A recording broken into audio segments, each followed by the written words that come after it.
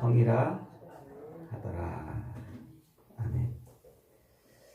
5월 13일 월요일입니다. 오늘은 요한계시록 17장 1절로 18절까지 말씀. 말세는 음료 세상이라 두 번째 시간입니다. 말세는 음료 세상이라 두 번째. 이 17장은 요한계시록의 네 번째 덩어리 17장부터 19장 8절까지 이어지는 네 번째 덩어리의 첫 부분이에요. 이것은 이제 앞에서 6장부터 16장까지 일곱 인과 일곱 나팔과 일곱 대접으로 설명했던 그 말세를 이제 또 다른 각도에서 또 다른 표현으로 설명하고 있는 겁니다. 그러니까 말세가 어떠냐? 말세가 뭐냐? 말세는 어떤 일이 벌어지고 있느냐? 이것을 이렇게 계시록은 다양한 각도에서 다양한 표현으로 설명해 주고 있는 겁니다. 말세는 언제부터 언제까지라고요? 예수님의 십자가 죽으심과 부활로부터 예수님의 다시 오시는 재림 때까지 그 역사적 전 기간을 말세라 이렇게 말한다고 그랬어요. 그런데 계시록은 그 역사적 기간으로서의 말세를 또 다른 의미로 쓴다고 그랬어요. 그 의미가 뭐라고 그랬어요? 우리가 예수 그리스도의 십자가 죽으심과 부활을 보고 예수님이 나의 구주시군 하고 믿으면 그 즉시로 우리가 구원을 받습니다. 그런데 구원받았다고 금방 우리가 천국으로 홀딱 들어가는 게 아니고 남은 육체의 때를 살아요. 육신을 가지고 육체의 남은 때를 삽니다. 그래서 우리가 죽든지 혹은 주님이 재림하시든지 주님 앞에 서는 그때까지 예수 그리스도 십자가에 죽으신 예수님을 믿고 우리가 주님 앞에 서는 날까지 이 때를 또 말세라고 이렇게 봐요. 그러니까 역사적 기간으로서에도 말세를 우리가 살고 있지만 내 인생 자체가 뭐예요? 말세예요. 예수님을 믿고 사는 남은 육체의 때가 말세예요. 이 남은 육체의 때, 이때 도대체 세상에서 어떤 일이 벌어지고 마귀는 우리에게 어떤 일을 행하는가? 요거를 이제 이렇게도 설명하고 이렇게도 설명하고 그러고 있는 거란 말입니다. 자, 오늘 17장 1절부터 이제 18절까지 우리가 지난 금요일에 이 음료, 이 말세는 음료 세상이다 그랬는데 이 음료를 이제 음료가 뭔지 누군지를 한번 들여다봤어요. 그 음료는 누구라고 그랬어요? 큰 성 바벨론이라 그랬어요. 바벨론. 왜 바벨론이라고 그랬어요? 하나님의 백성을 핍박하고 하나님을 대적하고 하나님의 성전을 허물어버리던 그 옛 바벨론, 그 바벨론 그것의 이미지를 그대로 갖다가 말세에 음료는 하나님의 백성들을 핍박하는 거예요. 성도들을. 그리고 하나님의 성전, 이 교회를 무너뜨리려고 애를 쓰고 그리고 하나님의 백성들을 하나님에게서 떼어놓으려고 그렇게 애를 쓰는 그 옛날 바벨론이 이스라엘 백성, 유다 백성들에게 행하던 그 모습, 그것을 그대로 갖다가 지금 설명하고 있는 거예요. 말세는 이렇게 악한 영이 성도들을 핍박하고 죽이고 신앙을 방해하고 성전인 교회를 파괴하고 요러는 때다 이러는 거예요. 그것을 또 음료라고 이렇게 또 표현해요. 왜 음료라고 표현합니까? 미혹한단 말이에요. 유혹해. 그래서 음탕한 짓을, 음탕한 행위를 하게 만든다는 말이에요. 그 음탕한 행위가 뭐라고 그랬어요? 그게 우상숭배라고 그랬죠. 뒤에 한 번 더 설명해 보겠습니다. 자, 그렇게 해서 그 음료가 첫째로 큰 물 위에 앉아 있다 그랬어요. 이 물은 백성과 무리와 열국과 방언들이라고 그랬죠. 그러니까 온 세상을 말하는 거예요. 이 음료는 지금 말세의 온 세상을 시간적으로도 혹은 공간적으로도 모든 세상을 이 음료가 지금 이렇게 다스리고 있는 거예요. 통치하고 있는 겁니다. 자, 그 두 번째로는 그 음료가 뭐를 탔다고 그랬어요? 뭐에 올라탔다고 그랬어요? 붉은빛 짐승을 올라탔다 그랬어요. 그 붉은빛 짐승은 이미 앞에 13장에서 한번 설명을 했죠. 용, 그 악한 용이 자기 혼자 세상을 호리지 않고 자기 하수인들을 세워가지고 세상을 미혹하고 핍박하고 홀리는데 하수인들이 누굽니까? 짐승들, 바다 짐승과 땅 짐승들이라고 그랬어요. 바다 짐승은 세상의 통치자들, 권력을 쥐고 세상을 통치하는 통치자들, 그리고 그 통치자들이 이루려고 하는 이 세상의 철학, 사상, 가치관, 문화, 이런 것들을 통틀어서 바다 짐승들이라 이렇게 표현한다고 그랬어요. 땅 짐승은 뭐라고 그런다고 그랬어요? 거짓 선지자들. 내가 그리스도다. 내가 하나님이다. 그래서 자기가 마치 평화를 주고 평안을 주고 부와 귀와 영광을 줄 것처럼 그렇게 거짓말로 거짓 복음을 외치는 자들, 이런 자들이 땅의 짐승들, 거짓 선지자들. 이렇게 거짓 선지자들, 그리고 세상의 통치자들, 요거를 짐승들이라고 이제 말하는 거예요. 그게 이제 붉은 빛이라고 이제 표현하는 것은 그들이 마귀에게 속해 있다는 거예요.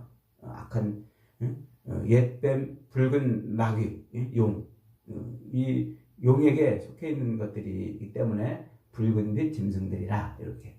그러니까 이 악한 마귀는 자기 본 모습을 절대 안 드러내요. 그 끔찍하고 흉악한 그 모습을 드러내는 게 아니라 이렇게 전혀 다른 모습으로 세상에 등장해서 말세를 이제 활동을 하는 겁니다. 자, 오늘 세 번째로 그 음녀는 온갖 화려함으로 치장하고 매력을 발산하는 매력녀인 것을 알 수가 있습니다. 4절 다시 한번 읽어볼까요? 시작. 그 여자는 자줏빛과 붉은빛 옷을 입고 금과 보석과 진주로 꾸미고 손에 금잔을 가졌는데 가증한 물건과 그 음행에 더러운 것들이 가득하더라. 야, 그 자줏빛과 붉은빛 옷을 입고 또 금과 보석과 진주를 쫙 꾸몄어요. 그리고 손에 금잔까지 가지고 있어요. 야, 얼마나 화려한 모습입니까? 아주 화려한 그런 모습을 하고 있는 매력녀라는 것입니다. 그래서 그 화려한 모습으로 지금 뭐 한다는 거예요? 사람들을 미혹하는 거예요. 유혹하는 겁니다. 자줏빛과 붉은 빛은 세상적으로 보면 성공과 부와 화려함입니다. 이 사도 바울을 도와가지고 빌립보 교회를 세웠던 그 루디아라는 여인, 그 루디아 두아디라에 살고 있던 그 루디아라는 여인은 자주장사라고 그랬잖아요. 자주장사. 이 빌립보에서 그 자주장사, 자주 옷감을 만들어서 파는데 그 빌립보라는 도시가 어떤 도시냐면 이탈리아 로마의 군인들이 퇴역한 군 장성들이 은퇴의 삶을 사는 아주 그런 화려한 도시예요. 빌립보라는 도시가. 그러니까 그들에게 이제 자줏빛 옷감을 만들어서 옷을 만들어서 파는 일을 이제 그 루디아라는 여인이 한 겁니다. 그들에게는 이 자줏빛 옷을 사는 사람들은 그 은퇴한 로마의 그 퇴역 장군들, 그러니까 아주 그 성공과 그 명예와 부를 가진 사람들이에요. 그들이 입는 옷이 자줏빛 옷이란 말이에요. 그리고 이제 붉은빛 옷도 역시 권세를 가지고 있는 옷이에요. 세상적으로 보면 자줏빛이나 붉은빛은 그렇게 성공과 부와 권세를 상징하는 색깔이지만 성경에서는 그걸 뭐라고 봐요? 그걸 죄의 색깔이라고 봐요. 그러니까 여인이 자줏빛 옷과 붉은빛 옷을 입었다는 것은 겉으로는 굉장히 화려한 것 같은데 속으로는 그것이 죄로 가득한 그런 모습이다. 그렇게 지금 말하고 있는 거예요. 자, 그러면서 이제 그녀가 이 죄를 짓는데 무슨 죄를 짓게 하느냐? 도대체 무슨 죄로 가득하냐? 그걸 이제 이 그녀가 들고 있는 이 금잔의 힌트가 있어요. 금잔. 겉으로 보면 아주 화려한 멋있는 비싼 금잔인데 그 금잔에 뭐가 들어있어요? 금잔에 뭐가 들어있는지 봅시다. 손에 금잔을 가졌는데 가증한 물건과 그의 음행에 더러운 것들이 그 금잔에 가득하다고 그랬습니다. 자, 이 가증한 물건과 음행에 더러운 것들이 뭘까요? 요게 옛날에 이스라엘 백성들이 이제 광야에서 40년 헤매다가 40년을 마치고 이제 가나안 땅에 들어가기 바로 직전에 그 모압 평지에서 하나님이 모세에게 이스라엘 백성들에게 다시 말씀을 전하게 하시는데 그 말씀이 신명기예요. 신명기 말씀. 그래서 하나님의 말씀을 이스라엘 백성들에게 다시 외쳐 들리게 하는데 그 신명기 18장 9절로 12절에 보면 이런 말을 하고 있어요. 내 하나님 여호와께서 내게 주시는 땅에 들어가거든 너는 그 민족들의 가증한 행위를 본받지 말아라. 그의 아들들이나 딸들을 불 가운데로 지나가게 하는 자나 점쟁이나 기륭을 말하는 자나 요술을 하는 자나 무당이나 진언자나 신접자나 박수나 초혼자를 너희 가운데 있게 하지 말아라. 그런 일을 행하는 모든 자를 여호와께서 미워하시나니 이런 가증한 일로 말미암아 네 하나님 여호와께서 그들을 네 앞에서 쫓아내시느니라. 그러니까 그 가나안 땅에 들어가면 거기에 살고 있는 이방인들이 행하는 그런 행위를 가증한 일이라고 이제 보는 거예요. 그 가증한 일, 가증한 행위, 그것을 히브리어로 토에바라고 이렇게 이제 말하는데 그 말은 네 글자로 우상 숭배라는 말이에요. 그러니까 하나님이 아닌 이런 온갖 우상을 섬기는 행위를 통틀어서 토에바, 가증한 일, 가증한 행위라 성경이 그렇게 말한단 말이에요. 그러니까 이 여인이 들고 있는 겉으로 보면 아주 그냥 화려한 모습을 하고 있는데 속으로는 죄가 가득해요. 그녀가 들고 있는 그 금잔에 뭐가 들었어요? 금잔에 가증한 우상숭배의 술이 들어있는 거예요. 우상숭배. 자, 그 다음에 가증한 것과 더러운 것이 들어있다고 그랬잖아요. 그 더러운 것도 역시 아카달토스라는 단어인데 역시 똑같은 말이에요. 우상숭배라는 말이에요. 자, 에베소서 5장 5절에 보니까 너희도 정녕 이것을 알거니와 음행하는 자나 더러운 자나 탐하는 자, 음행하는 자나 더러운 자, 탐하는 자, 곧 우상숭배자는 다 그리스도와 하나님의 나라에서 기업을 얻지 못하느니라. 그러니까 더러운 것, 또 탐하는 것, 또 가증한 것, 이게 다 뭐라고요? 거기에다 우상을 섬기는 것, 우상숭배하는 것이라고 하는 것. 그러니까 이 말세의 음료는 아주 화려함으로 온갖 화려함으로 치장을 해가지고 성도들에게 어떻게 나타나는 거예요? 금잔을 쫙 줘요. 그러면 여러분 생각해 보세요. 그 술집 여자가 아주 그냥 화려한 옷을 입고 술잔을 탁 주면은 거기에 안 넘어갈 남자들이 어디 있겠어요? 다 홀딱홀딱 넘어가는 거예요. 그 모습을 지금 연상케 하는 거예요. 그러니까 이 말세의 악한 영, 악한 사탄은 그런 이 짐승들을 동원해 가지고 우리에게 무슨 술을 마시게 해요? 음행의 술을 마시게 한단 말이에요. 음행의 술, 우상숭배. 이것을 지금 요한계시록은 이것을 뭐라고 표현하냐면 영적인 간음이다 이렇게 말하고 있는 거예요. 우상숭배가 영적인 간음인 거예요. 하나님과 우상을 같이 겸하여 섬기려고 하는 것 말이죠. 그러니까 말세에 지금 온갖 이 마귀는 온갖 매력 넘치는 것들을 가지고서 우리를 그렇게 미혹하는 거예요. 이런저런 매력 넘치는 것으로요. 자, 그녀가 치장하고 있는 게 뭡니까? 금과 은과 보석과 진주로 꾸미고 손에 금잔을 가졌습니다. 자, 요런 한번 상상해 보세요. 이제 금과 은과 또 진주로 막 온몸을 막 치장한 여자를 보고 우리가 흔한 말로 뭐라고 그럽니까? 돈으로 처발랐네 그러잖아요. 아이고 돈으로 처발랐네. 그래서 이 말세에 이 음녀, 악한 영이 부리는 이 하수인들을 부리는 이 음녀는 첫째 돈의 매력으로 사람을 미혹하는 거예요. 돈이 뭘까요? 돈은 부와 성공의 아이콘이기도 해요. 그러면서 내가 하고 싶은 것을 마음대로 하게 해주는 게 돈이에요. 그러니까 그런 것으로 이제 사람들을 미혹하는 거예요. 그러니까 요즘에 사람들이 돈이면 다 껌뻑 죽잖아요. 많은 애들도요. 그 돌쟁이 애들도 엊그제 보니까 누가 돌쟁이가 돈 5만 원짜리 돈을 짚는 걸 이렇게 영상으로 올려놨더라고요. 애들도 돈이 좋은 거예요. 그래서 사람들이 말세가 되면요, 사람들이 점점 더 뭐를 사랑해요? 돈을 사랑한다. 그랬어요. 그래서 막 돈 때문에 친구 배반은 물론이고 자식도 팔고 부모도 죽이고 또 교회를 다니면서도요, 하나님보다 돈을 더 사모해요. 그래서 늘 하나님을 찬송하고 하나님을 타령해야 되는데 돈 타령하고 돈을 노래하고 그렇게 사는 겁니다. 자, 두 번째는 이 성적인 매력이에요. 쾌락이죠. 쾌락. 그래서 마귀 사탄의 하수인들을 음탕한 여인이라고 이렇게 묘사를 하고 있는 거예요. 이 성적 욕구가 말세에 세상을 후리는 아주 강력한 마귀의 도구라고 그랬죠. 그 다음에 네 번째는 권력입니다. 권력.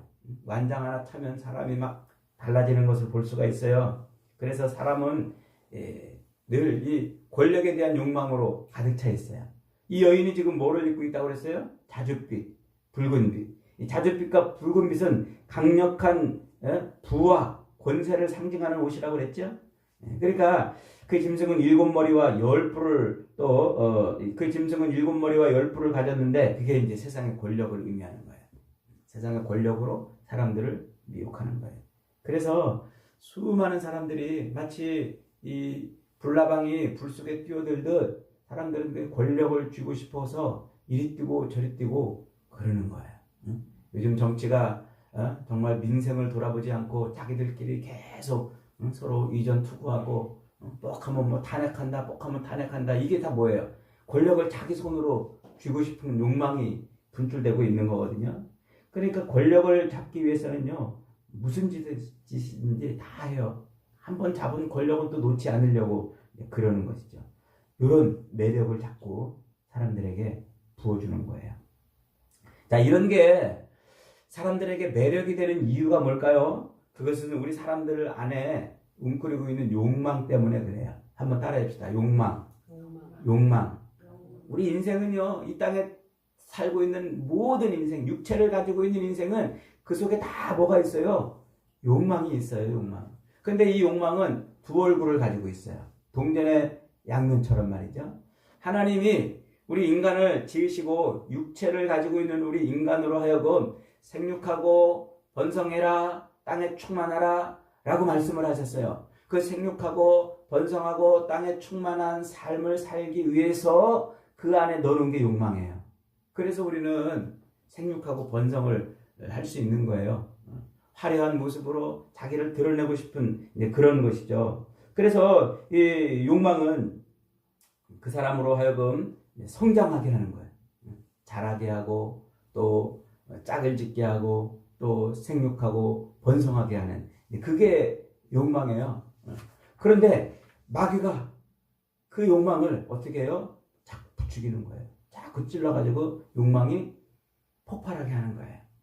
하나님이 우리에게 넣어놓으신 이 생육하고 번성하는 그런 욕구를 자꾸 찔러가지고 이게 폭발해서 남의 것을 빼앗아서라도 내 것으로 만들고 싶어하는 그런 일들이 일어나게 만드는 거예요. 그래서 말세의 음료는 사람들의 있는 욕망을 겨냥해가지고 욕망을 목표로 공격을 하는 거예요. 그 사람들은요, 그래서 지금 내가 가지고 있는 욕망이 뭔가 이걸 잘 알아야 돼. 이걸 살피지 못하면 이 말세의 이 음료의 미혹에 넘어가는 거예요. 이 욕망. 그래서 성경이 자꾸 우리에게 이 욕망에 대한 이야기를 아주 엄청나게 많이 해요. 나중에 기회가 되면은 이 욕망이라는 주제 하나만 가지고도 성경을 한번 이렇게 쭉 훑어볼 터인데, 그러니까 성경이 집요하게 얘기하는 게 우리 안에 들어있는 욕망. 하나님이 우리로 생육하고 번성하고 땅에 충만케 하게 하시려고 넣어놓으신 그 욕망을 마귀는 어떻게 해요? 그걸 자꾸 쑤셔버려가지고 폭발하게 만든단 말이에요. 그래서 욕망을 그렇게 자극하는데 그게 이제 에덴 동산에서 있었던 일이에요. 악한 마귀가 아담과 하와에게 와가지고 욕망을 막 자극합니다. 그러니까 그 욕망을 자극하니까 어느 날 하와가 그 먹지 말라 하는 그 열매를 딱 보니까 그게 어떻게 보였어요? 그게 보암직도 하고 먹음직도 하고 지혜롭게 할 만큼 탐스럽게도 보이는 거예요. 욕망이 막 꿈틀된 거죠. 결국은 그 욕망을 솟구쳐 오르는 그 욕망을 억제하지 못해서 그 하나님의 말씀을 명령을 어기고서 그 열매를 따먹고 죄를 짓게 되는 겁니다. 그렇게 지은 그 아담과 하와의 후손들을 구원하시려고 둘째 아담으로 누가 오세요? 예수님이 오십니다. 예수님이 오셨는데 이 둘째 아담으로 오신 예수님에게도 마귀가 달려들었어요. 그래가지고 예수님을 공격하는데 어디를 공격할까요? 예수님의 팔을 공격합니까? 가슴을 공격합니까? 머리를 공격합니까? 욕망을 공격하는 거예요. 40일을 굶은 예수님에게 와가지고 야, 돌로 떡을 만들어 먹어봐라. 먹고 싶은 욕구, 욕망을 이제 찌르는 것이죠. 그러자 예수님이 뭐라고 대답했습니까? 사람이 떡으로만 살 것이 아니요 하나님의 입에서 나오는 말씀으로 살 것이니라. 배고픔의 욕망을 눌러버린 겁니다. 하나님의 말씀으로. 그러자 이번에는 야, 네가 정말 하나님의 아들이라면 저 성전 꼭대기에서 뛰어내려 봐라. 그러면 천사가 와가지고 너를 탁 발을 받쳐줄 것이다. 하나님의 아들됨을 드러내고 자랑하라는 그런 욕망을 부추긴 것이죠. 그러자 주 너의 하나님을 시험하지 말라 하고 이겨내십니다. 그러니까 거기서 멈추지 않고 세 번째로 예수님에게 또 와가지고 뭐라 그럽니까? 산 꼭대기에 올라가서 세상 모든 부귀 영화 영광을 쫙 보여주고 나한테 한 번만 무릎 꿇으면 이거 다 줄게 하고 공격을 합니다. 모든 것을 소유하고 싶은 욕망을 건드리는 것이죠. 그러자 예수님께서 뭐라고 말씀하십니까? 주 하나님만 경배하고 오직 그만 섬기라 외쳤어요. 예수님은 자기 안에서 끓어오르는 욕망을 하나님의 말씀과 또 하나님을 예배하는 것으로 욕망을 누르는 거예요. 그랬더니 마귀가 깨갱하고 잠시 후퇴했어요. 그리고 이번에는 어떡합니까? 이번에는 사람들을 부추겨서 예수님을 십자가에 못 박는 일을 하게 합니다. 그렇게 예수님을 십자가에 못 박는데 그 십자가를 앞에 두고 예수님이 어떻게 기도하세요? 아버지여, 할 수만 있거든. 할 수만 있거든. 이 잔을 내게서 지나가게 하옵소서. 그러나 나의 원대로 마옵시고 아버지의 뜻대로 되기를 원하나이다. 그 나의 원대로 마옵시고라는 게 내 욕망대로라는 말이에요. 내가 바라는 대로, 내가 원하는 대로, 내가 소망하는 대로가 아니라 내 욕망이 아니라 아버지의 뜻이 이루어지기를 원합니다. 이렇게 예수님은 이 땅에 계시는 동안 그 악한 마귀가 욕망을 부추기는 그 모든 마귀의 공격을 하나님을 예배하고 하나님의 말씀을 순종하고자 하는 욕망으로 이겨내신 겁니다. 말세를 우리가 이렇게 살아야 된다는 거예요. 그래서 사도 바울은 골로새 교인들에게 이렇게 외치잖아요. 그러므로 너희가 그리스도와 함께 다시 살리심을 받았으면 위의 것을 찾으라. 거기는 그리스도께서 하나님 우편에 앉아 계시느니라. 위의 것을 생각하고 땅의 것을 생각하지 말라. 이는 너희가 죽었고 너희 생명이 그리스도와 함께 감춰져 있다. 우리 생명이신 그리스도와 함께 그리스도께서 나타나실 때에 너희도 그와 함께 영광 중에 나타나리라. 그러므로 땅에 있는 지체를 죽이라. 곧 음란과 부정과 사욕과 악한 정욕과 탐심이니 탐심은 우상숭배니라. 이것들로 말미암아 하나님의 진노가 임하느니라. 이렇게 말하고 있어요. 여러분, 지금 말세 사탄은 각종 짐승들을 동원해서 우리를 그렇게 공격합니다. 뭘 가지고 공격한다고요? 매력을 발산해서. 그래서 세상의 부, 귀, 영, 화, 평안과 이런 모든 것, 자기를 드러내고 자기를 자랑하는 이런 욕망을 부추겨서 우리로 그 음행의 술잔을 마시게 하는 거예요.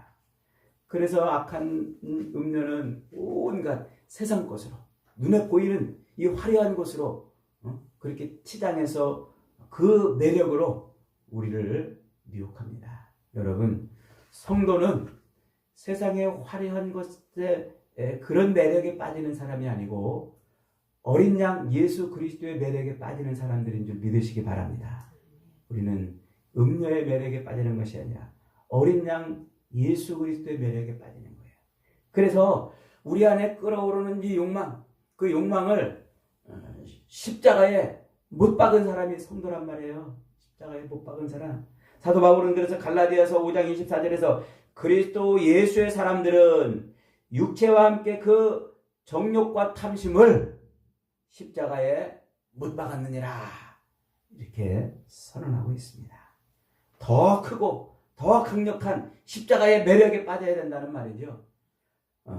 그래서 우리는 이 땅에서 하나님의 나라에 대한 열망이 가득해야 돼요. 하나님 나라를 소망하고 하나님을 예배하고 예수 그리스도를 증거하고 그의 계명을 지키는 것에 대한 욕망이 더 커져야 되는 거예요. 그럴 때 우리는 이 마귀가 주는 매력을 이길 수가 있는 겁니다. 사랑하는 여러분, 세상에 마귀가 수많은 화려한 것들로 우리를 자꾸 공격해서 우리 안에 육체의 욕망이 꿈틀거릴 때 그 욕망을 십자가에 못 박게 바랍니다. 어린 양 예수 그리스도의 그 매력에 빠져서 우리는 하나님 나라를 더 소망하고 갈망하고 하나님을 더 예배하고 예수 그리스도를 더 증거하고 싶은 그 욕망으로 사시기를 바랍니다. 그럴 때 이 세상을 우리는 이 말세를 우리 하나님의 사람으로 승리하며 사는 겁니다. 저와 여러분이 말세를 이렇게 살아갈 수 있기를 주님의 이름으로 축복합니다.